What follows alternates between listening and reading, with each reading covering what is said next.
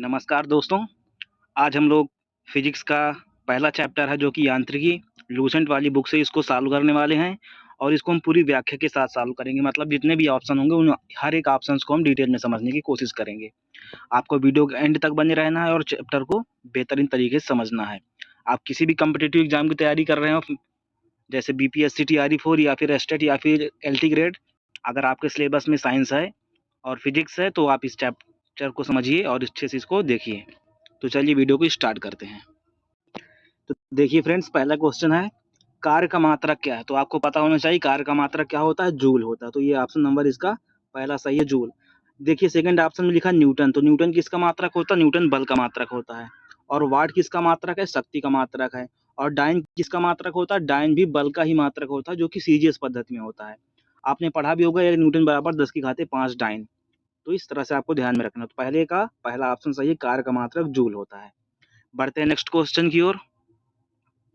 दूसरा क्वेश्चन दिया है प्रकाश वर्ष किसकी इकाई होता है। तो प्रकाश वर्ष किसकी इकाई होता है, भले ही इसमें प्रकाश वर्ष लिखा हुआ है लेकिन ये दूरी का मात्रक होता है। बता दें आपको कि प्रकाश वर्ष वह होता है जब सूर्य एक वर्ष में जितनी, मतलब सूर्य की जो किरणें हैं या सूर्य का जो प्रकाश है, एक वर्ष में जितनी दूरी तय करता है उसे हम एक प्रकाश वर्ष कहते हैं। यानी दूरी का मात्रक होता है प्रकाश वर्ष। और आपको पता होना चाहिए कि सूर्य एक सेकंड में 3 × 10⁸8 मीटर दूरी चलता है। मतलब एक सेकंड में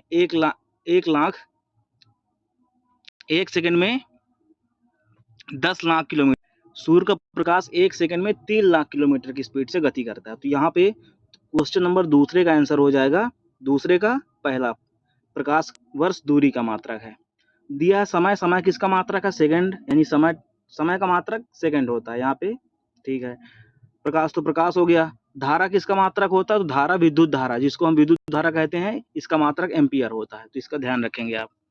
अगला क्वेश्चन है निम्नलिखित में कौन सी मात्रा जड़त्व का माप है। तो जड़त्व क्या होता है, किसी वस्तु की स्थिति में परिवर्तन का विरोध करने वाली जो भी चीज है उसे हम जड़त्व कहते हैं। विरोध करने वाली घटना को जड़त्व कहते हैं। तो जैसे यहाँ पे लिखा, जड़त्व का मात्रक क्या होता है, जड़त्व का मात्रक कुछ नहीं होता। जड़त्व क्या होता है, बेसिकली जड़त्व उस वस्तु के द्रव्यमान की माप होती है। यानी जो वस्तु जितना द्रव्यमान रखती है उसका जड़त्व उतना ही कम या अधिक होता है। बड़ी ज्यादा वस्तु का द्रव्यमान होगा तो उसका जड़त्व अधिक होगा, कम वस्तु का द्रव्यमान होगा तो उसका जड़त्व कम होगा। तो इस तरह से इसका आंसर हो जाएगा सी नंबर, कि निम्नलिखित में से कौन सी मात्रा जड़त्व का माप है। तो इसका आंसर है द्रव्यमान। वेग पता होना चाहिए, वेग विस्थापन बटे समय होता है। त्वरण क्या होता है, मीटर प्रति सेकंड स्क्वायर इसका मात्रक होता है। वेग परिवर्तन की दर को त्वरण कहते हैं। भार यानी वजन, तो भार होता है W = mg, द्रव्यमान गुणे त्वरण होता है भार। और द्रव्यमान क्या होता है, द्रव्यमान होता है जड़त्व की माप। तो इस तरह से इसको आप समझ सकते हैं। अगला क्वेश्चन है सूची 1 को सूची 2 के साथ सुमेलित कीजिए और सूचियों के नीचे दिए गए कोड का सही प्रयोग करके उत्तर बताइए। तो उच्च वेग, हम वेग का मात्रक पढ़ा है मीटर प्रति सेकंड, लेकिन उच्च वेग का मात्रक होता है मैक। यहाँ पे पहला ऑप्शन सही दिया है। तरंग दैर्ध्य, इसका मात्रक एंगस्ट्रॉम होता है, ये भी सही दे रखा है। दाब का मात्रक पास्कल होता है, ये भी सही दे रखा है। और ऊर्जा का मात्रक जूल होता है, ये भी सामने ही सही दे रखा है। तो इस तरह से यहाँ पे पहले का पहला, दूसरे का दूसरा, तीसरे का तीसरा, चौथे का चौथे, यानी ऑप्शन नंबर सी सही है, 1 2 3 4। ठीक है ना। आगे बढ़ते हैं। अगला क्वेश्चन देखिए नंबर 5, लिखा है सूची 2 के साथ सुमेलित कीजिए और सूचियों के नीचे दिए गए कोड का प्रयोग करके सही उत्तर का चयन कीजिए। तो दूरी का मात्रक क्या होता है, दूरी का मात्रक आपको पता है, प्रकाश वर्ष होता है। पदार्थ की मात्रा, इसका मात्रक मोल होता है। यानी हम पदार्थ कितना है, जैसे आपने पढ़ा होगा, जैसे कहा जाए 10 ग्राम कोई वस्तु, तो 10 ग्राम वस्तु तो ठीक है, ये ग्राम हो गया। लेकिन जो बहुत सी छोटी चीजें होती हैं, जैसे कार्बन के परमाणुओं का द्रव्यमान या फिर सोडियम के कितने अणु शामिल है, जो छोटी छोटी चीजों को मापने के लिए हम लोग मोल का यूज करते हैं। पदार्थ की मात्रा मोल होता है इसका मात्रक। विद्युत आवेश की मात्रा, इसका मात्रक क्या होता है, विद्युत आवेश का मात्रक कूलाम होता है। और ऊर्जा का मात्रक वाट घंटा भी होता है। क्योंकि देखो हमने पढ़ा है P बराबर क्या होता है, W/T। P बराबर W/T, एक तो ये फार्मूला आपने पढ़ा होगा। और इसके अलावा भी एक फार्मूला होता है, वो जिसमें होता है W = VQ, पढ़ा होगा आपने, W = V/Q, एक ये होता है। और इस तरह से कई सारे सूत्र होते हैं W के, यानी ऊर्जा का मात्रक वाट घंटा भी होता है, इसको भी आप ध्यान रखिएगा। तो जैसे अभी हमने बताया कि P बराबर क्या होता है, W/2, तो यहाँ से इसका मात्रक निकल आता है। तो W बराबर यहाँ से कितना हो जाएगा, P गुणे T। कितना हो जाएगा, P गुणे T। तो P हो गया शक्ति, शक्ति का मात्रक वाट, और T हो गया समय, समय का मात्रक सेकंड या घंटा या मिनट, सारे होते हैं। तो इस तरह से वाट घंटा यानी W बराबर P इंटू T यहाँ से निकल के आता है कि ऊर्जा का मात्रक यानी कार्य का मात्रक, कार्य और ऊर्जा का मात्रक सेम होता है, तो कार्य यानी ऊर्जा का मात्रक कितना हो जाएगा, वाट घंटा भी होता है। तो इस तरह से यहाँ पे आप देख लीजिए कौन सा ऑप्शन सही है। पहले का तीसरा, दूसरे का पहला, तीसरे का दूसरा। तो पहले का तीसरा किस में है, पहले का तीसरा 1 और 2 में है। पदार्थ की मात्रा का मात्रक मोल, दूसरे का पहला यानी बी ऑप्शन में। तीसरा देखिए विद्युत मात्रक कूलाम, सी नंबर का 2 और डी नंबर का 1, यानी ऑप्शन नंबर ए सही है। तो आप मिला लीजिएगा। बढ़ते हैं अगले क्वेश्चन की तरफ। लिखा सूची 1 को सूची 2 के साथ सुमेलित कीजिए।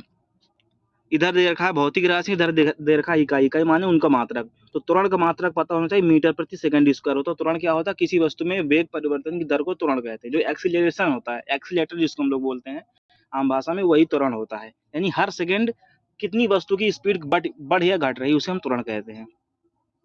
दूसरा है बल, बल का मात्रक क्या होता है, बल का मात्रक सबको पता होना चाहिए, न्यूटन होता है। तो पहले का चौथा, दूसरे का तीसरा, और ये सिर्फ एक ही ऑप्शन में दे रखा है, और ऑप्शन नंबर डी। बाकी हम लोग मिला लेते। कार्य का मात्रक जूल पता ही है आपको, और आवेग का मात्रक न्यूटन सेकेंड। तो आवेग बराबर क्या होता है, आपको पता होना चाहिए कि आवेग बराबर होता है बल गुणे समय। आवेग बराबर क्या होता है, बल गुणे समय। तो यहाँ से बल का मात्रक न्यूटन होता है और समय का मात्रक सेकंड, तो न्यूटन सेकंड हो जाता है। बढ़ते हैं अगले क्वेश्चन की तरफ। 7वां नंबर है, निम्नलिखित में से समय का मात्रक क्या नहीं। तो समय का मात्रक सेकंड भी होता है, महीना भी होता है, वर्ष भी होता है, दिन भी होता है। जो भी इसमें ना नहीं है देख लेते हैं। तो समय का मात्रक प्रकाश वर्ष नहीं। अभी हमने देखा था समय का मात्रक क्या होता है, समय का मात्रक सेकंड, सेकंड हो सकता है, मिनट हो सकता है, घंटा हो सकता है, वर्ष हो सकता है, शताब्दी हो सकता है, छमाही, तिमाही होता है। लेकिन प्रकाश वर्ष दूरी का मात्रक, अभी हमने ऊपर समझा था कि दूरी का मात्रक होता है प्रकाश वर्ष। एक वर्ष में चली गई दूरी प्रकाश के किरणों के द्वारा, उसे हम प्रकाश वर्ष कहते हैं। अब पारसेक क्या होता है, अगला क्वेश्चन पारसेक। तो पारसेक का मात्रक क्या होता है, पारसेक ये भी क्या होता है, दूरी का ही मात्रक होता है जी। तो आपको पता होना चाहिए पारसेक क्या होता है, पारसेक दूरी का मात्रक होता है। क्या होता है कि एक प्रकाश वर्ष बराबर, यानी देखो समझिए इसको ढंग से, कि पारसेक भी दूरी का मात्रक है, और यह सबसे बड़ी इकाई होता है। पारसेक दूरी की सबसे बड़ी इकाई है। पारसेक ये होता है 3.26 प्रकाश वर्ष। एक पारसेक बराबर 3.26 प्रकाश वर्ष। यानी हमने पढ़ा था एक प्रकाश वर्ष क्या होता है, एक साल में चली गई दूरी प्रकाश के द्वारा, सूर्य के प्रकाश के द्वारा। अब पारसेक क्या होता है, पारसेक होता है 3.26 प्रकाश वर्ष, यानी 3 साल और 26 यानी 2.26 इतने साल में चली गई दूरी, उसे हम पारसेक कहते हैं। यानी समझिए कि सबसे बड़ा मात्रक दूरी का होता है पारसेक। आप इसको ध्यान में रखिएगा। बढ़ते हैं अगले क्वेश्चन की ओर। अगला क्वेश्चन है, निम्नलिखित में से कौन सा एक सुमेलित नहीं है। तो डेसिबल किसका मात्रक होता है, डेसिबल ध्वनि की तीव्रता का मात्रक होता है, एकदम सही आंसर दिया है। अश्वशक्ति शक्ति का मात्रक होता है। समुद्री मील संचालन, नौ संचालन में दूरी का ही समुद्री मील नॉटिकल बोलते हैं इसको। सेल्सियस का तापमान का मात्रक होता है, ये ऊष्मा का मात्रक नहीं होता। ऊष्मा का मात्रक जूल भी होता है, कैलोरी भी होता है। तो यहाँ पे सेल्सियस वाला ऑप्शन गलत है, यानी ऑप्शन नंबर डी सही है। बढ़ते हैं नेक्स्ट क्वेश्चन में। लूमेन किसका मात्रक होता है, तो लूमेन किसका मात्रक होता है, ज्योति तीव्रता का मात्रक कैंडिला होता है। ल्यूमेन होता है ज्योति फ्लक्स का मात्रक। तो ऑप्शन नंबर बी सही यहाँ पे, ध्यान रखिएगा। क्यूरी, क्यूरी किसका मात्रक होता है, क्यूरी रेडियो धर्मिता का मात्रक होता है। रेडियो धर्मिता का मात्रक क्यूरी होता है। अगला क्वेश्चन 12वां नंबर, पास्कल किसकी इकाई, तो पास्कल किसकी इकाई होती है, दाब की इकाई होती है, आपको पता होना चाहिए। नेक्स्ट क्वेश्चन, कैंडिला किसका मात्रक होता है, कैंडिला किसका मात्रक होता है, ज्योति तीव्रता का मात्रक। कैंडिला अभी ऊपर वाले ऑप्शन में देखा था। ज्योति फ्लक्स किसका मात्रक होता है, तो अभी अभी हमने देखा था ज्योति फ्लक्स किसका मात्रक होता है, ल्यूमेन का। ज्योति फ्लक्स का मात्रक ल्यूमेन होता है। ज्योति फ्लक्स किसका मात्रक होता है, ल्यूमेन का मात्रक होता है। बढ़ते हैं अगला क्वेश्चन, मात्रकों की अंतरराष्ट्रीय पद्धति कब लागू की गई थी। तो मात्रकों की अंतरराष्ट्रीय पद्धति ये लागू की गई थी सन 1971 में। आपको इसका आंसर ध्यान रखना, अगर ना भी याद रहे तो उतना खास इंपॉर्टेंट क्वेश्चन नहीं है। तो ध्यान रखिएगा, मात्रकों की जो ये पद्धति कब लागू हो गई थी, ये 1971 में लागू हुई थी। मतलब जो बताया गया था द्रव्यमान का मात्रक किलोग्राम, समय का मात्रक सेकंड, दूरी का मात्रक मीटर, ये सारी की सारी 1971 में इनका निर्धारण किया गया था। अगला क्वेश्चन है हर्ट्ज क्या मापने की इकाई। तो आपको पता होना चाहिए हर्ट्ज की क्या मापता है। हर्ट्ज ध्वनि की तीव्रता माप, ध्वनि की आवृत्ति मापने की इकाई है। हर्ट्ज किसका मात्रक, ध्वनि की आवृत्ति का। जैसे हमने सुना होगा रेडियो सुनते हैं आप, तो उसमें बोलता है हम इतने किलो हर्ट्ज पे आकाशवाणी लखनऊ केंद्र या जो भी केंद्र आपके आसपास होंगे वहां से बोल रहे हैं। तो ये बताता है कि ध्वनि का मात्रा क्या होता है, यानी आवाज साउंड का मात्रा क्या होता है। वो साउंड की माप किस में करते हैं, आवृत्ति में करते हैं। यानी आवृत्ति की मात्रक हर्ट्ज होता है। विद्युत मात्रा की इकाई क्या होती है, विद्युत मात्रा यानी विद्युत धारा की मात्रा क्या होता है, एम्पियर होता है, आपको पता होगा। ओम किसका मात्रक होता है, प्रतिरोध का मात्रक होता है। वोल्ट किसका मात्रक होता है, विभव का मात्रक होता है। कूलाम किसका मात्रक होता है, आवेश का मात्रक होता है।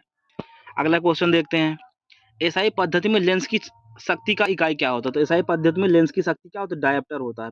लेंस की शक्ति P बराबर 1/f। P बराबर क्या होता है, 1/f, जहाँ f मीटर में होता है। तो शक्ति का मात्रक मीटर होता है। शक्ति का मात्रक लेंस की क्षमता यानी शक्ति का मात्रक डायोप्टर होता है, ध्यान रखिएगा। डेसिबल किसे मापने के लिए प्रयोग किया जाता है। तो डेसिबल से क्या मापा जाता है, डेसिबल से वातावरण में ध्वनि मापी जाती है, कितने डेसिबल की आवाज हो रही है। जैसे हम लोग आमतौर पर सुनते हैं कि 45 डेसिबल सुनने की एक स्पष्ट यानी बातचीत करने की या मानव के कानों को सुनने के लिए इसमें एक अच्छी ध्वनि मानी जाती है 45 डेसिबल के बीच। तो यहाँ पे डेसिबल ध्वनि का ही मात्रक है, तो ध्वनि को मापने की इकाई होती है। अगला क्वेश्चन है एम्पियर क्या मापने की इकाई होती है। तो एम्पियर से हम लोग बताया भी, एम्पियर मीन धारा मापते हैं, करंट मापते हैं। अगला क्वेश्चन, यंग प्रत्यास्थ गुणांक का एसआई मात्रक क्या होता है। अगला क्वेश्चन है कि यंग प्रत्यास्थ गुणांक का एसआई मात्रक क्या होता है। यंग प्रत्यास्थ गुणांक वास्तव में जो दाब का मात्रक होता है, आप ध्यान रखिएगा, जो दाब का मात्रक होता है वही प्रत्यास्थ गुणांक का होता है। यंग प्रत्यास्थ गुणांक या फिर प्रतिबल या फिर दाब, इन तीनों का मात्रक सेम होता है। तो आपको पता होना चाहिए दाब बराबर क्या होता है, P बराबर दाब बराबर बल बटे क्षेत्रफल। बल बटे दाब बराबर क्या होता है, बल बटे क्षेत्रफल। तो P बराबर है F/। तो F का मात्रक क्या होता है, न्यूटन, और A का मात्रक क्या होता है, मीटर स्क्वायर। तो यहाँ से पता चल गया कि मीटर न्यूटन प्रति मीटर स्क्वायर, यानी P का मात्रक हो गया, यानी दाब का मात्रक, और यही अंग प्रत्यास्थ गुणांक का मात्रक होता है। तो इस तरह से ऑप्शन नंबर सी सही हो जाएगा। ऑप्शन नंबर सी, न्यूटन प्रति मीटर स्क्वायर, इसका आंसर हो जाएगा। ठीक है ना। बढ़ते हैं अगले क्वेश्चन की तरफ। लिखा 22 नंबर, निम्नलिखित युग्मों में किन भौतिक राशियों के विभिन्न सूत्र समान नहीं है। ध्यान से देखिए, अभी हमने बताया कि, देखिए ध्यान से, ऑप्शन नंबर बी से शुरुआत करते हैं। इसमें लिखा कार्य एवं ऊर्जा। तो कार्य का जो मात्रक होता है वही ऊर्जा का मात्रक होता है। ध्यान रखिएगा आप, W बराबर P इंटू टी भी कह सकते हैं, W बराबर VQ भी कह सकते हैं। जो कार्य का मात्रक होता है वही ऊर्जा का मात्रक होता है। भार और बल, भार का मात्रक और बल का मात्रक सेम होता है। W बराबर, अभी हमने पढ़ा था, W बराबर mg, ये भार का मात्रक होता है। और F बराबर भी आपने पढ़ा होगा ma, क्या पढ़ा है, ma पढ़ा है। तो यहाँ पे G भी त्वरण होता है, A भी त्वरण होता है। तो इस तरह से W का मात्रक और F का मात्रक सेम हो जाते हैं, यानी बल का मात्रक और भार का मात्रक सेम होता है। जैसे कोई वस्तु ऊपर से नीचे की ओर गिर रही है तो वही उसका भार होता है, जो गिर रही वही उसका बल लगता है। तो इस तरह से बल और भार का मात्रक सेम होता है। अगला ऑप्शन है आवेग और संवेग। तो ध्यान रखेंगे हमेशा एकदम आसान से शब्द भी हैं, आवेग संवेग, इसका मात्रक सेम ही होता है, न्यूटन सेकंड। ध्यान रखें क्या होता है, न्यूटन सेकंड, क्योंकि अभी हमने बताया था आवेग बराबर बल गुणे समय, तो न्यूटन सेकंड। अगला है ऑप्शन नंबर डी है, डी हो चुका,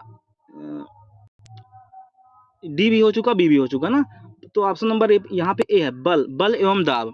तो बल का मात्रक तो न्यूटन होता है, और दाब का मात्रक क्या होता है, बल बराबर, अभी हमने बताया था, दाब बराबर P बराबर F/A। तो F/A होता है दाब। तो दाब का मात्रक न्यूटन प्रति मीटर स्क्वायर और बल का मात्रक न्यूटन। तो यहाँ पे ये दोनों बराबर नहीं होते, यानी ऑप्शन नंबर ए सही है। बाकी बी, सी और डी सारे सही गलत थे। इस तरह से ऑप्शन नंबर ए इसका सही हो जाएगा। अगला क्वेश्चन की ओर देखते हैं। 23 नंबर है, एक खगोलीय इकाई संबंधित है। तो खगोलीय इकाई क्या होता है, ध्यान से आप समझ लीजिए। खगोलीय इकाई बोलते हैं सूर्य एवं पृथ्वी के बीच की दूरी को बोलते हैं खगोलीय इकाई। मतलब अगर सूर्य और पृथ्वी के बीच की दूरी को नापते हैं तो जितनी भी दूरी निकल के आती है उसको बोलते हैं एक खगोलीय इकाई। अब जितनी भी दूरी है उसको एक खगोलीय इकाई बोलते हैं। तो यहाँ पे ध्यान रखेंगे सूर्य एवं पृथ्वी के बीच की ही दूरी को बोलेंगे और किसी को नहीं। तो सूर्य एवं पृथ्वी के बीच की दूरी क्या बोलते हैं, एक खगोलीय इकाई। अगला क्वेश्चन है, निम्नलिखित में से कौन सी अविमीय राशि है? क्वेश्चन है, निम्नलिखित में से कौन सी अविमीय राशि है? ऐसी राशि है जिसका कोई मात्रक नहीं होता, उन्हें हम अविमीय राशियां बोलते हैं। जैसे जैसे जो आपने गणित में पढ़ा होगा अनुपात, जैसे कोई भी रेशियो होता है तो उसका कोई मात्रक नहीं होता, क्योंकि ऊपर और नीचे की संख्याएं समान मात्रक होने से कट जाती हैं। तो वैसे ही जो विकृति होती है, यहाँ पे विकृति का कोई मात्रक नहीं होता। वास्तव में जो विकृति होती है वो क्या होती है? तो जो विकृति होती है, ये होती है वस्तु की स्थिति में परिवर्तन बटे प्रारंभिक स्थिति। जैसे कोई वस्तु 10 मीटर की लंबाई की है, उसको गर्म करने से उसकी लंबाई 10.5 मीटर हो चुकी है। तो लंबाई कितनी बढ़ी? आधी मीटर। पहले कितनी थी? 10। तो मीटर बढ़ी, मीटर से ही कट गया, तो मीटर मीटर कट जाता है, यहाँ से इसका कोई भी मात्रक नहीं बचता। इस तरह से विकृति का कोई भी मात्रक नहीं होता है। बढ़ते हैं अगले क्वेश्चन की ओर। अगला क्वेश्चन है, निम्नलिखित में से कौन सी एक सदिश राशि नहीं है? तो सदिश राशि याद होनी चाहिए आपको कुछ, बाकी सदिश राशि नहीं है पूछ रहा है। तो संवेग एक सदिश राशि है, ध्यान रखेंगे। यहाँ पे क्या दिया है? संवेग एक सदिश राशि है, वेग भी सदिश राशि है, कोणीय वेग भी सदिश राशि। वेग हो चाहे कोणीय वेग हो, दोनों सदिश राशि हैं। लेकिन जो द्रव्यमान होता है इसकी कोई भी ये सदिश राशि नहीं, मतलब ये अदिश राशि है। इसमें कोई भी डायरेक्शन नहीं होता। द्रव्यमान जो वस्तु जहां पे रखी है वही उसका द्रव्यमान हो जाता है, बस। इसमें दिशा से कोई मतलब नहीं है। अगला क्वेश्चन देखिए, तो यहाँ पे इसका आंसर नंबर डी सही है, ठीक है। बढ़ते हैं 26 नंबर की ओर। लिखा अदिश राशि कौन सी है? तो ऊर्जा, बल, आघूर्ण, संवेग, उपरोक्त सभी। इसमें से ऊर्जा एक अदिश राशि है, कार्य और ऊर्जा एक अदिश राशि। जैसे भी हमने पढ़ा था W बराबर एफ एस या फिर W बराबर एफ डी कॉस थीटा होता। तो आपने पढ़ा होगा अदिश राशि सदिश राशि वेक्टर। तो वेक्टर जिसमें साइन थीटा होता है वो सदिश होता है, जिसमें कॉस थीटा होता है वो अदिश होता है। तो W बराबर फुल इसका जो सूत्र होता है W बराबर एफ डी कॉस थीटा होता है। जिसमें कॉस थीटा आता है, इसलिए W क्या है? यानी वर्ग क्या है? वर्ग एक अदिश राशि। और वर्ग और ये एनर्जी जूल, ऊर्जा, दोनों का मात्रक सेम होता है, इसलिए ऊर्जा भी अदिश राशि हो जाती है। बाकी सारी इसमें दी गई राशियां सदिश हैं। ऑप्शन नंबर ए सही है इसका। बढ़ते हैं अगले क्वेश्चन की तरफ। लिखा 27 नंबर में, निम्नलिखित में से कौन सी एक सदिश राशि है? तो फिर से सदिश सदिश का क्वेश्चन है, देखिए ध्यान से। तो पहला ऑप्शन दिया संवेग, संवेग एक सदिश राशि है, यानी ऑप्शन नंबर ए ही सही है। दाब एक अदिश राशि है, ऊर्जा भी अदिश राशि है, कार्य भी अदिश राशि, ध्यान रखेंगे। अगला क्वेश्चन है, निम्नलिखित 28 नंबर देखिए, निम्नलिखित में से कौन सी सदिश राशि नहीं है?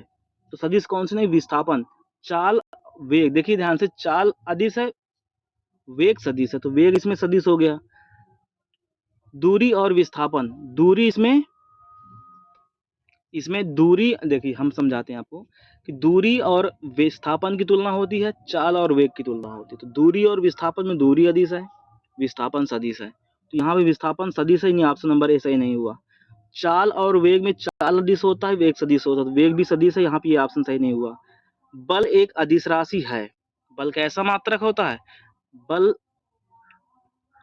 बल कैसा होता है? बल भी एक सदिश राशि है। जैसे अभी हम पढ़ते ना, किसी वस्तु पे बल लगा के वस्तु को धक्का मार के आगे की ओर खींचें, तो बल एक सदिश राशि, इसको ध्यान रखें। ये द्रव्यमान यहाँ पे अदिश राशि है। कौन सी? द्रव्यमान अदिश राशि है। द्रव्यमान मीटर गुणे मीटर गुणे मीटर इसका मात्रक होता है, और इसमें ये अदिश राशि, तो ध्यान रखिएगा आप। बढ़ते हैं अगले क्वेश्चन की तरफ। अगला है, निम्नलिखित में से सदिश राशि कौन सी है? तो फिर से सदिश बताना है। पहला ऑप्शन दिया है वेग, तो वेग ही सदिश राशि, आपको पता होना चाहिए।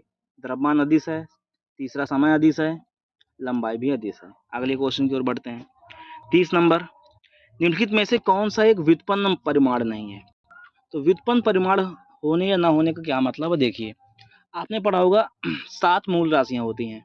जैसे द्रव्यमान का मात्रक किलोग्राम, दूरी का मात्रक मीटर, समय का मात्रक सेकेंड, और पदार्थ की मात्रा का मात्रक मोल, विद्युत धारा का मात्रक एम्पियर, और उसका ज्योति तीव्रता का मात्रक कैंडिला। तो इस तरह से कुछ 7 राशियां होती हैं। तो इन्हीं 7 राशियों से जो भी नई राशि बनती है, इन 7 राशियों का यूज करके जो भी नई राशि बनती है, उसे हम व्युत्पन्न राशि कहते हैं। तो देखिए यहाँ पे कह रहा कौन सा एक व्युत्पन्न राशि नहीं है? तो व्युत्पन्न राशि द्रव्यमान नहीं है, क्योंकि द्रव्यमान तो मूल मात्रक है। जो 7 मात्रक होते हैं उसमें द्रव्यमान मूल मात्रक, बाकी सारी राशियां व्युत्पन्न मात्रक है। घनत्व क्या होता है? घनत्व द्रव्यमान बटे आयतन, द्रव्यमान का यूज करके बना, इसलिए ये व्युत्पन्न हो गया। आयतन क्या है? आयतन लंबाई गुणे चौड़ाई गुणे ऊंचाई, यानी ये दूरी का मात्रक यूज करके बना, इसलिए व्युत्पन्न हो गया। चाल दूरी बटे समय, समय और दूरी का यूज करके बना, इसलिए ये भी व्युत्पन्न। तो समय यहाँ पे द्रव्यमान एक मूल राशि है या व्युत्पन्न राशि नहीं है। अगले क्वेश्चन को देखते हैं। त्वरण ज्ञात करने का सही सूत्र कौन सा है? अगला क्वेश्चन है त्वरण ज्ञात करने का सही सूत्र कौन सा है? तो हमने पढ़ा है न्यूटन के 3 नियम और न्यूटन के 3 समीकरण पढ़े। तो पहला समीकरण आपको पता होगा v बराबर u प्लस ए टी होता है, ठीक है। इसमें अगर हम लोग a को निकालना चाहें तो कितना हो जाएगा? तो ए टी को अगर हम लोग एक तरफ रोक लेंगे तो हो जाएगा v माइनस का u, और अगर t को उधर हमको a चाहिए तो अगर a को निकालेंगे तो कितना हो जाएगा? v माइनस का u अपान में t। तो इस तरह से आप देख सकते हैं।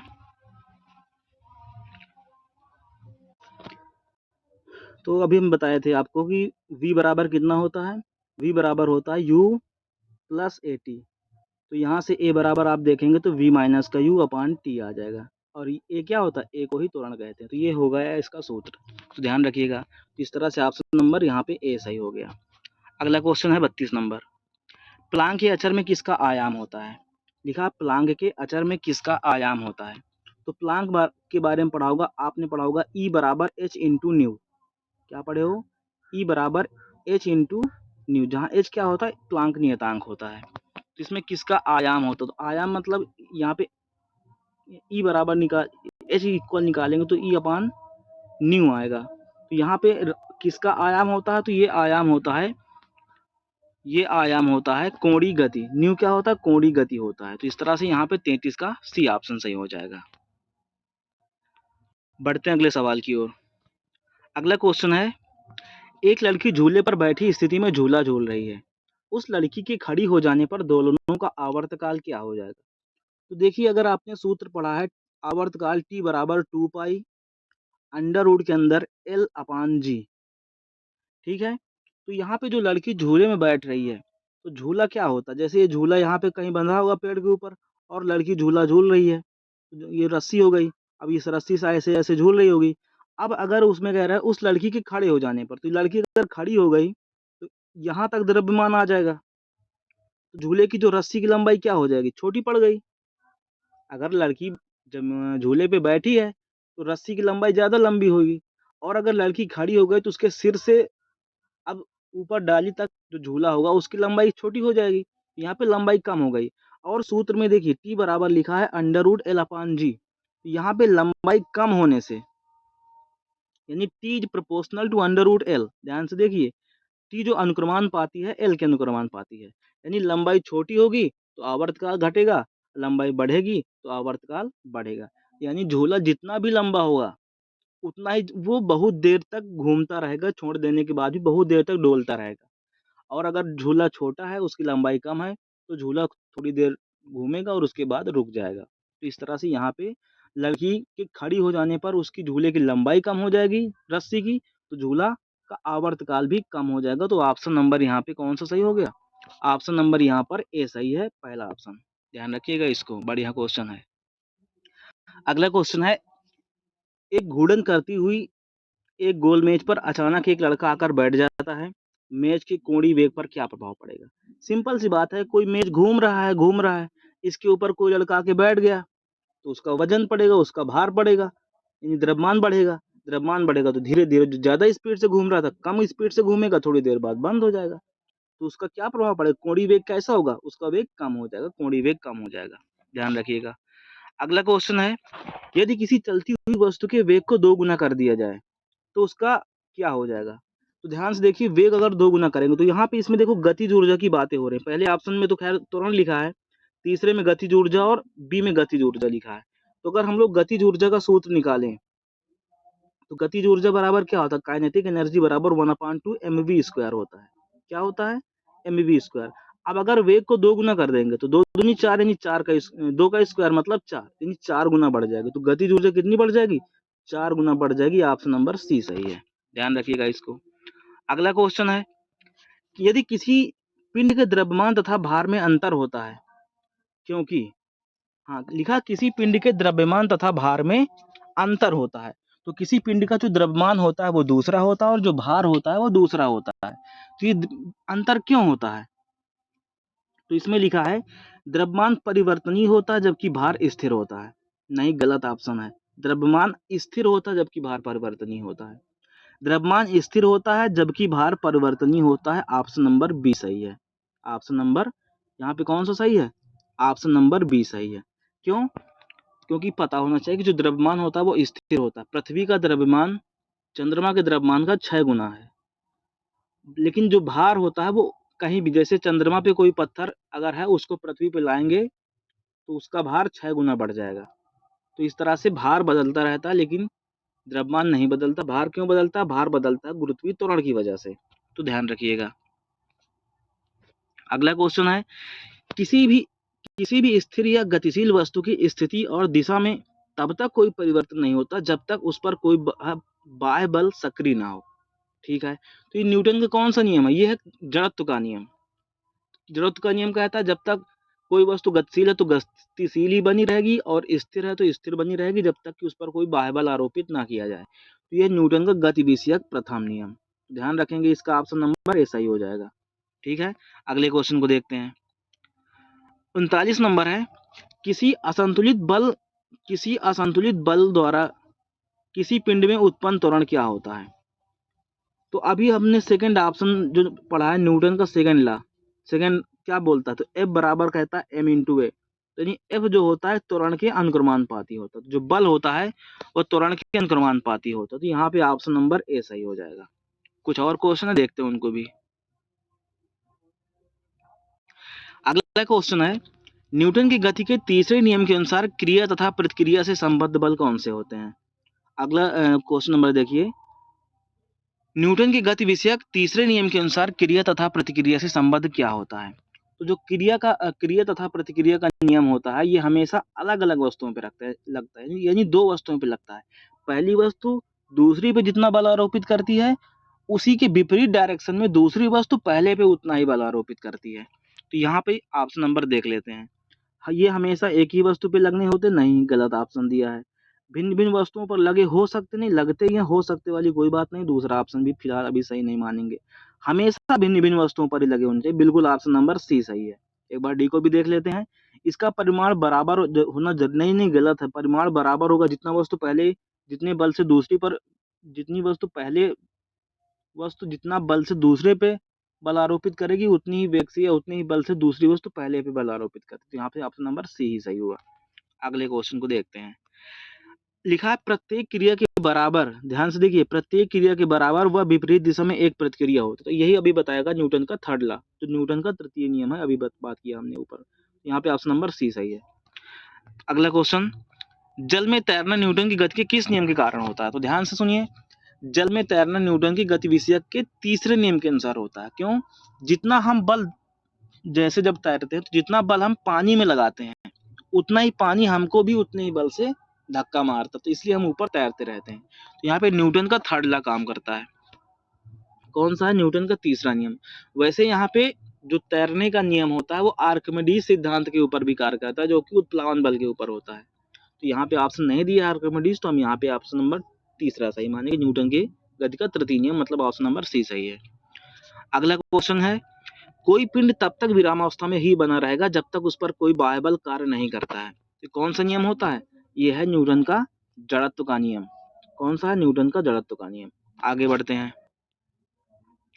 बल की परिभाषा आती है न्यूटन के किस नियम से? तो न्यूटन के पहले ही नियम से, गति के पहले नियम से बल की परिभाषा आती है। क्या बताता है? कोई वस्तु जब तक स्थिर है तो स्थिर बनी रहेगी, जब तक गतिशील है तो गतिशील बने रहेगी, जब तक उस पर कोई बाह्य बल ना लगाया जाए। तो बल की बात किया गया, तो बल की बात करने वाले न्यूटन का पहला नियम हो गया। अगले क्वेश्चन की ओर बढ़ते हैं। किसी पिंड के उस गुणधर्म को क्या कहते हैं जिससे वह सीधी रेखा में विराम या एक समान गति की स्थिति में किसी भी परिवर्तन का विरोध करे? तो अभी बताया था, इसे क्या कहते हैं? जड़त्व कहते हैं। ठीक है, अगला क्वेश्चन देखिए, न्यूटन के पहले नियम को भी कहते हैं, तो न्यूटन के पहले नियम को जड़त्व का नियम भी कहते हैं। अभी अभी आपने समझा। अगला क्वेश्चन देखिए, गाड़ी खींचता हुआ घोड़ा किस बल के कारण आगे बढ़ता है?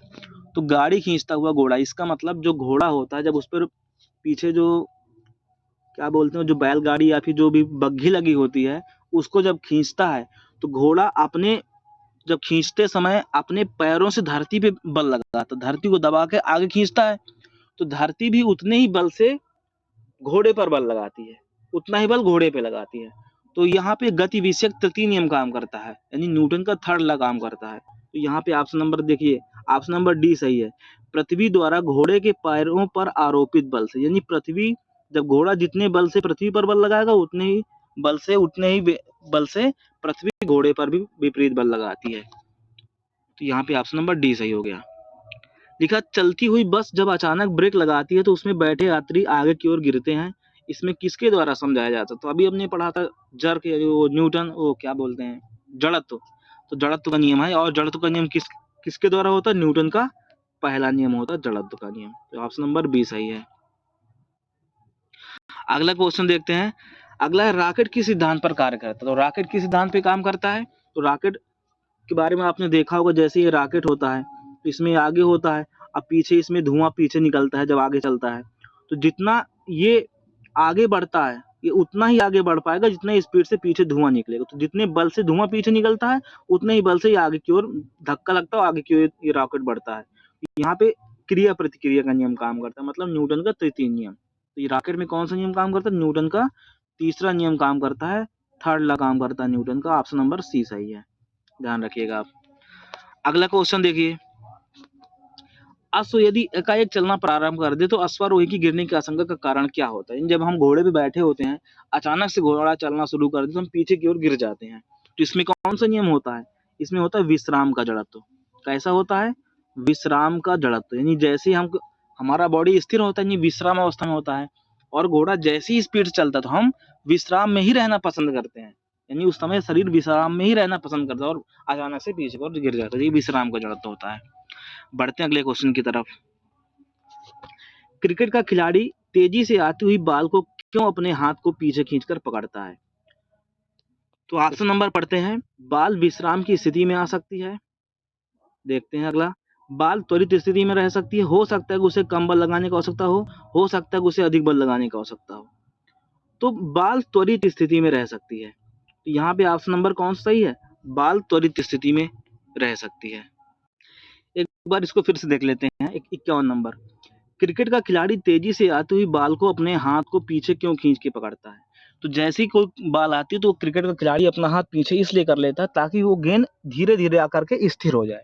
यहाँ पे ऑप्शन नंबर ए सही होगा, विश्राम, बॉल विश्राम की स्थिति में आ जा सकती है, धीरे से आके रुक जाएगी, और अगर वो पीछे नहीं करेगा तो अचानक से पड़ेगी और फिर से उस पे विपरीत बल काम कर जाएगा और फिर से गेंद उछल के बाहर चली जाएगी। तो इसलिए वो अपनी हाथों को धीरे धीरे पीछे करता है ताकि बाल धीरे धीरे उसके हाथों में आते आते विश्राम की अवस्था में आ जाए। तो ऑप्शन नंबर यहाँ पे ए सही है। चलिए कुछ क्वेश्चंस और देखते हैं।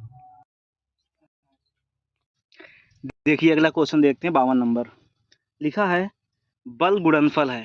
तो बल क्या होता है? अभी हमने पढ़ा था F बराबर m गुणे a होता है। क्या पढ़ा था? F बराबर m गुणे a। तो बल क्या होता है? द्रव्यमान गुणे त्वरण होता है। तो ऑप्शन नंबर बी सही है, बल होता है द्रव्यमान गुणे त्वरण। अगला क्वेश्चन, जब कोई व्यक्ति चंद्रमा पर उतरता है तो उसके शरीर में क्या होता है? तो उसके शरीर में भार घट जाता है तथा मात्रा अपरिवर्तित रहती है। कौन सा ऑप्शन सही है? ऑप्शन नंबर बी सही है, भार घट जाता है तथा मात्रा अपरिवर्तित रहती है। मात्रा कहने का मतलब जो उसका द्रव्यमान होता है वो बदलता नहीं है, मतलब द्रव्यमान सेम रहता है, और उसका भार कम ज्यादा हो जाता है। कम ज्यादा क्या? कम ही हो जाता है, क्योंकि W बराबर आपने क्या पढ़ा है? M इंटू जी होता है। वहां पे G का मान कम होने से भार कम हो जाता है, और जो द्रव्यमान होता है वो फिक्स होता है, वो स्थिर होता है, वो कहीं पर भी जाओ वो हमेशा सेम रहता है। तो भार घट जाता है और मात्रा अपरिवर्तित रहती है। ऑप्शन नंबर बी सही है। अगला क्वेश्चन देखिए, यदि हम भूमध्य रेखा से ध्रुवों की ओर जाते हैं तो जी का मान क्या हो जाता है? अगर हम भूमध्य रेखा से ध्रुवों की ओर जाते हैं तो जी का मान क्या होता है? जी का मान बढ़ जाता है। क्या हो जाएगा इसका आंसर? जी का मान बढ़ जाता है। अब क्यों बढ़ जाता है इसको हम समझ लेते हैं। तो जैसे अगर आपने समझा हो तो पृथ्वी का जो आकार है बिल्कुल गोल नहीं है, ये है भूआभ आकृति। इसको बोलते हैं, प्रश्न कई बार पूछा भी है कि पृथ्वी का आकार कैसा है, तो ये भूआभ आकृति का होता है।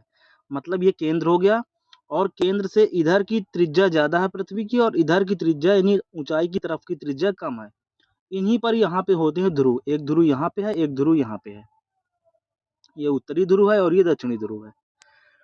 अब हमने पढ़ा है कि स्मॉल जी बराबर क्या होता है? कैपिटल जी M E बटे में आर स्क्वायर। यहाँ पे एम है पृथ्वी का द्रव्यमान और आर है पृथ्वी की त्रिज्या। तो इसका मतलब यहाँ पे ये निकल के आया कि जो जी होता है 1/r², यानी पृथ्वी की त्रिज्या और स्मॉल जी में विक्रमानुपाती वाला साइन होता है, यानी पृथ्वी की त्रिज्या बढ़ेगी तो जी का मान घटेगा, पृथ्वी की त्रिज्या घटेगी तो जी का मान बढ़ेगा। अब इधर से इधर की ओर और इधर से इधर की ओर ध्यान से देखिए, यहाँ पे केंद्र हो तो इधर पृथ्वी की त्रिज्या कितनी है, कम है, तो कम होने पर जी का मान क्या होगा, बढ़ेगा। लेकिन इधर हम भूमध्य रेखा से इधर की ओर जाएंगे, मतलब एक्स अक्ष की तरफ अगर चल के जाएंगे तो यहाँ पे जी का मान घटेगा क्योंकि पृथ्वी की त्रिज्या बढ़ेगी। तो अगर हम लोग यहाँ पे हैं और यहाँ ध्रुव की ओर जाते हैं तो जी का मान हमेशा बढ़ता है। इसी कारण से आपको याद रखना है कि जी का मान हमेशा ध्रुवों पर अधिकतम होता है और इसी वजह से वस्तु का भार भी ध्रुवों पर अधिकतम होता है। तो ऑप्शन नंबर यहाँ पर ए सही है, 54 का ए ऑप्शन सही है। अगले क्वेश्चन को देखते हैं। लिखा शरीर का वजन, अभी हमने समझाया कि शरीर का वजन हो कोई भी वस्तु हो, ध्रुवों पर इसका भार अधिकतम होता है क्योंकि जी का वहां पे भार, जी की वैल्यू अधिकतम होती है। तो ऑप्शन नंबर 55 का ऑप्शन नंबर बी सही है, ध्रुवों पर अधिकतम होता है। बढ़ते हैं अगले क्वेश्चन की तरफ। लिखा 56 नंबर, व्यक्ति पृथ्वी की सतह की तुलना में चंद्रमा की सतह पर अधिक ऊंचा क्यों उछल सकता है? तो क्योंकि चंद्रमा पर गुरुत्वीय त्वरण का मान पृथ्वी की अपेक्षा कम होता है, इसीलिए पृथ्वी की अपेक्षा चंद्रमा पर वस्तु हल्की हो जाती है और हल्की वस्तु ही ज्यादा उछल सकती है, यानी उसका भार कम हो जाता है। तो ऑप्शन नंबर सी सही है, चंद्रमा में गुरुत्वाकर्षण के कारण त्वरण पृथ्वी की तुलना में कम होता है। ये ऑप्शन नंबर सी सही है। बढ़ते अगले क्वेश्चन की तरफ। 57 नंबर है, 20 किलोग्राम के वजन को जमीन के ऊपर 1 मीटर की ऊंचाई पर पकड़े रखने के लिए किया गया कार्य क्या होगा? तो अभी हमने क्या पढ़ा था, W बराबर F into D into cos theta, है ना। तो यानी बेसिकली हमारा जो ये जो कार्य होता है डिपेंडेंट करता है डिस्प्लेसमेंट यानी विस्थापन पर। यानी कोई कार्य तभी माना जाता है जब कोई वस्तु अगर विस्थापन करेगी तभी वो कार्य कर सकती है। अब चूंकि हमने क्या लिखा, क्वेश्चन लिखा है 20 किलोग्राम का वजन है, कितना भी किलोग्राम का हो, कितनी भी ऊंचाई पे लिए खड़े हो, अगर लिए खड़े हो हिल डुल नहीं रहे हो, खाली पकड़े रखने के लिए हम कोई कार्य नहीं कर रहे क्योंकि हमारा विस्थापन 0 है। इसीलिए कहा जाता है जो कुली होता है अगर अपने सिर पर बोझ लिए खड़ा हुआ है तो वो कोई कार्य नहीं कर रहा। और अगर कोई व्यक्ति है सिर्फ बैठा हुआ है, वो कुछ भी कर रहा हो, अगर वो विस्थापन नहीं कर रहा है तो कोई कार्य नहीं कर रहा, साइंस की भाषा में कहा जाता है। तो यहाँ पे ऑप्शन नंबर कौन सा सही है, डी नंबर सही, शून्य शून्य जूल कार्य कर रहा है। अगला क्वेश्चन, एक व्यक्ति एक दीवार को धक्का देता है पर उसे विस्थापित करने में असफल है। तो अगर विस्थापन असफल है मतलब वस्तु की स्थिति में परिवर्तन नहीं हुआ, इसका मतलब वो कार्य कितना कर रहा है, 0 कार्य कर रहा है। इसका मतलब वो कोई कार्य नहीं कर रहा। अगला क्वेश्चन देखिए, पहाड़ी पर चढ़ता एक व्यक्ति आगे की ओर झुक जाता है। तो पहाड़ी पे चढ़ता हुआ एक व्यक्ति आगे की ओर झुक जाता है अपना स्थायित्व बढ़ाने के लिए, ताकि बैलेंस बना के चल सके। बस इसका ऑप्शन यही सही है। अगला है, पीसा की ऐतिहासिक मीनार तिरछे होते हुए भी नहीं गिरती है, क्यों? क्योंकि इसके गुरुत्व केंद्र से होकर जाने वाली ऊर्ध्वाधर रेखा आधार रेखा से होकर नहीं जाती। तो ऑप्शन नंबर बी गलत हुआ इसका। ऑप्शन नंबर ए सही है, इसके गुरुत्व केंद्र से होकर जाने वाली ऊर्ध्वाधर रेखा आधार से होकर जाती है। ऑप्शन नंबर ए सही है।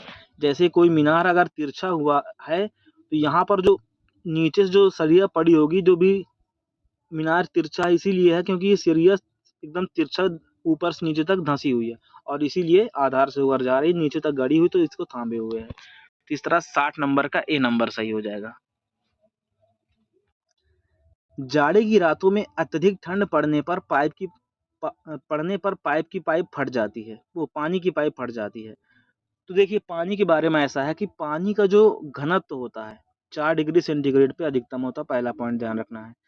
पानी 4 डिग्री पे अधिकतम होने का मतलब पानी 4 डिग्री पे सबसे कम आयतन लेता है, मतलब पानी जो जगह ले रहा था उससे कम जगह लेगा, मतलब सिकुड़ जाएगा। जैसे ही 4 डिग्री से बढ़ेगा पानी का टेम्परेचर तो फैलना शुरू कर देता है और फैलते-फैलते 100 डिग्री तक तो इतना फैल जाता है कि पूरी जगह ही कवर कर लेता है, मतलब भाप बन के उड़ जाता है। लेकिन अगर पानी को हम लोग ठंडा कर दें तो धीरे-धीरे 0 डिग्री सेल्सियस जाएगा, 0 डिग्री से वो एकदम बर्फ बन जाएगा। बर्फ जैसे ही बनता है तो पानी अपना स्थान कम नहीं करता है और बढ़ा देता है। यानी पानी में और बर्फ में पानी का घनत्व, बर्फ में और पानी में पानी का जो आयतन होता है बर्फ के आयतन से कम होता है। यानी बर्फ बनने पर पानी ज्यादा आयतन लेता है, मतलब ज्यादा जगह घेरता है। तो यही लिखा है, जाड़े की रातों में अत्यधिक ठंड पड़ने पर पाइपलाइनें क्यों फट जाती हैं? क्योंकि जमने के बाद पानी का आयतन बढ़ जाता है, मतलब पानी जगह ज्यादा लेता है और जगह पानी के अंदर ज्यादा जगह लेने की वजह से पाइप के अंदर जगह कम पड़ती है तो पाइप फट जाता है। तो ऑप्शन नंबर सी सही है, बाकी कोई भी ऑप्शन सही नहीं है। अगला क्वेश्चन 62 नंबर, पानी से भरी डाट लगी बोतल जमने पर टूट जाएगी क्योंकि, अभी बताया, क्योंकि जमने पर जल का आयतन बढ़ जाता है। ऑप्शन नंबर सी सही है। अगला क्वेश्चन देखिए, जल के आयतन में क्या परिवर्तन होगा यदि तापमान 9 डिग्री सेंटीग्रेड से गिराकर 3 डिग्री सेंटीग्रेड कर दिया जाए? तो ध्यान से देखिए, अभी हमने बताया कि 4 डिग्री पर पानी का आयतन कम होता है, घनत्व अधिकतम होता है, यानी पानी सबसे ज्यादा सिकुड़ जाता है 4 डिग्री पर। तो कह रहा कि 9 डिग्री से 3 डिग्री तक लाना है, तो 9 डिग्री से आते आते 3 डिग्री पर तो पानी एकदम कम हो जाएगा। उसके बाद थोड़ा सा आयतन बढ़ना शुरू करेगा। तो आयतन पहले क्या होगा, पहले घटेगा फिर बढ़ेगा। तो आयतन पहले घटेगा फिर बढ़ेगा। ऑप्शन नंबर यहाँ पर सी सही हो जाएगा, ध्यान रखिएगा इसको। दोस्तों, अभी तक आपने ये जो लूसेंट वाली बुक से हमने फिजिक्स के क्वेश्चंस को देखा। अब ये वीडियो लंबा होने की वजह से मैं इस वीडियो का नेक्स्ट वीडियो में अपलोड करूंगा।